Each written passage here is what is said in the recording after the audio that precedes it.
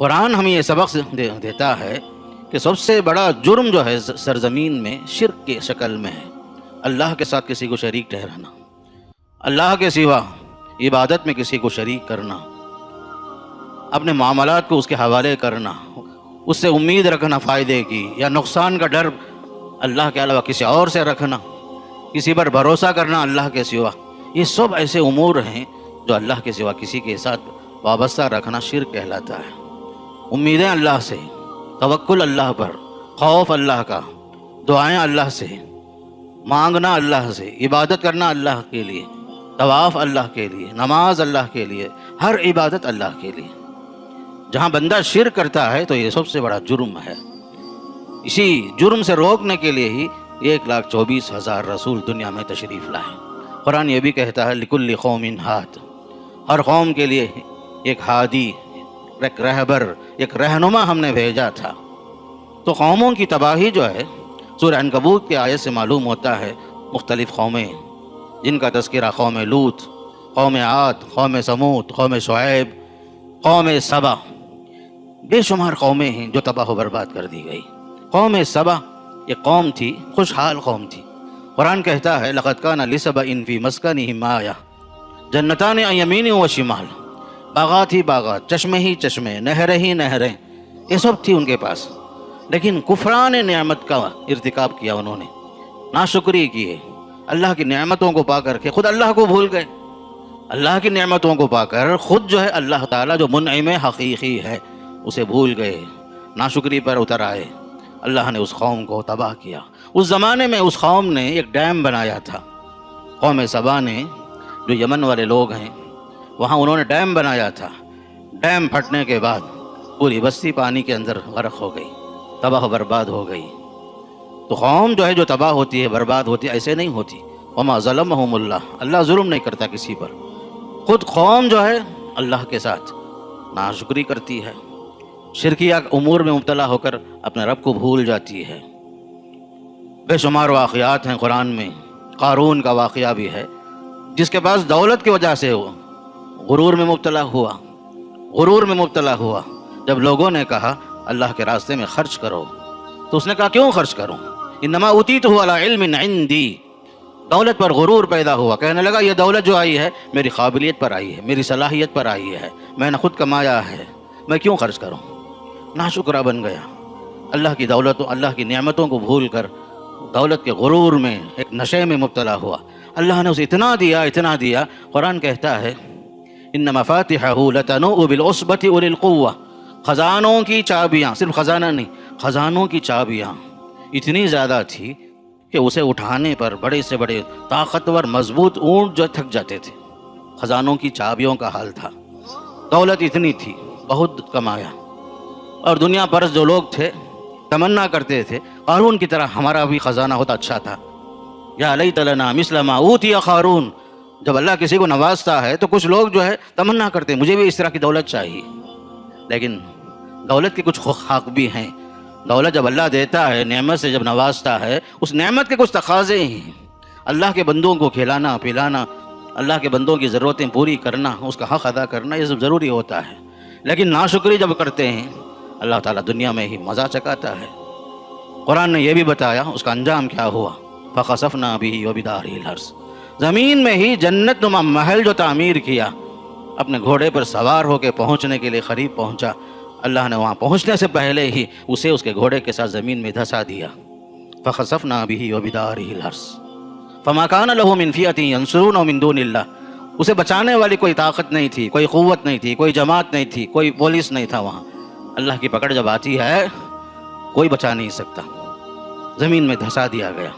تو ہمارے لیے سبق ہے کہ دولت پر ناز نہیں ہونا، حکومت پر ناز نہیں ہونا، قوت پر ناز نہیں ہونا، جوانی پر ناز نہیں ہونا، خاندان کے حسب و نسب کے شرافت پر کبھی ناز نہیں ہونا، سب جو ہیں وقتی چیز ہیں، اللہ دے کر آزماتا ہے، کبھی چھین کر آزماتا ہے۔ نتیجے میں فرعون بھی تباہ ہوا، قارون بھی تباہ ہوا۔ حالانکہ فرعون کہتا تھا انا ربکم الاعلی، الانہار تجری من تحتی کہتا تھا، یہ دریائے نیل دیکھو میرے تابع ہے، میرے محل کے نیچے میرے حکم سے چل رہی ہے۔ ایسا غرور تھا، اپنے آپ کو بڑا خدا کہتا تھا، لیکن یہ سب چیزیں کام نہیں آتی. سب سے بڑا مجرم اگر دنیا کے اندر اگر کوئی ہو سکتا ہے تو فرعون سے بڑا کوئی مجرم نہیں. جو الوہیت کا دعویٰ کیا اس کا بھی انجام برا ہوا. قارون کا انجام برا ہوا. قوم عاد اس زمانے کے وقت کے سپر پاور تھے وہ لوگ. اپنی قوت پر ناز تھا انہیں، طاقت پر. کہتے تھے من اشد منا قوہ، ہم سے بڑا پہلوان کون ہے، ہم سے بڑا قوت والا کون ہے. اپنے نبی کا مذاق اڑائے. قوم عاد نے ہود علیہ السلام کا مذاق اڑایا. قوم سمود وہ بھی جو ہے مضبوط اور طاقتور قوم تھی. وہ لوگ پہاڑوں میں گھر بناتے تھے، پہاڑوں کو تراش کر کے محلات بناتے تھے. وَكَانُوا يَنْحِتُونَ مِنَ الْجِبَالِ بُيُوتًا آمِنِينَ، پہاڑوں میں گھر بناتے تھے. وہ کہتے تھے قوم نوح بیوقوف لوگ تھے، سیلاب میں آ کر طوفان میں آ کے مر گئے. قوم عاد بھی کوئی بڑی طاقتور قوم کیا بھی نہیں. ہم لوگ ایسی جگہ میں گھر بنائیں گے وہاں تک کسی کا عذاب پہنچے گا ہی نہیں. پہاڑوں پر محلات بنائے. لیکن اللہ نے صرف زبردست چیخ کے ذریعے سے، ایک آندھی، ایک آواز، ایک طوفان، ایسی کڑکدار آواز کے ذریعے سے اللہ نے قوم کو سلا دیا ہمیشہ کے لیے. قرآن یہ کہتا ہے لَقَدْ كَانَ فِي قَصَصِهِمْ عِبْرَةٌ، یہ کہ قوم کو دیکھتے جاؤ ان کے پیچھے تمہارے لیے عبرت کا سامان نظر آئے گا. آپ کو معلوم ہے قوم لوط مشہور ہے جنسی بے راہ روی میں. مرد سے جو خواہش پوری کرتے تھے. اس زمانے کا ماحول، اس زمانے کے بڑے مجرم تھے. منع کرتے تھے لوط علیہ السلام ما سبقکم بها من احد من العالمین، اے نادان قوم تم جو کام کر رہے ہو، فطرت کے خلاف بغاوت کر رہے ہو، ایسا کام آج تک کوئی نہیں کیا، آپ لوگ مت کرو. اگر آپ کو خواہش پوری کرنی ہے، اللہ نے بیٹیاں بنائی ہیں، لڑکیوں سے، عورتوں سے شادی کر کے اپنی خواہش پوری کرو. اس کا بھی مذاق اڑاتے تھے. بلکہ ان کا راستہ، ان کی بستی جو ہے شام کے راستے میں پڑتی تھی. آنے جانے والے تاجروں سے ٹیکس وصول کرتے تھے، جاتے ہوئے بھی ٹیکس، آتے ہوئے بھی ٹیکس. ٹول گیٹ جیسے آج ہم لوگ بولتے ہیں، ویسا وہ زمانے میں قوم لوط جو ہے تاجروں سے لوٹتے تھے. جی ایس ٹی کے نام سے وہ زمانے کا، آتے ہوئے جاتے ہوئے ان سے ٹیکس وصول کرنا. اور جو ہے زبردستی کوئی نوجوان پسند آ گیا اس کے ساتھ بدفعلی کرنا. محفلوں میں بیٹھ کر بے حیائی کے ساتھ ہوا خارج کرنے میں، اس میں بھی کمپٹیشن. بے حیائی کی حد تھی. جب اللہ کا عذاب آیا، فرشتے آئے نوجوان اور حسین شکل میں. ان کو نہیں معلوم تھا کہ یہ جو فرشتے ہیں لوط علیہ السلام کے گھر میں پہنچ گئے ہیں.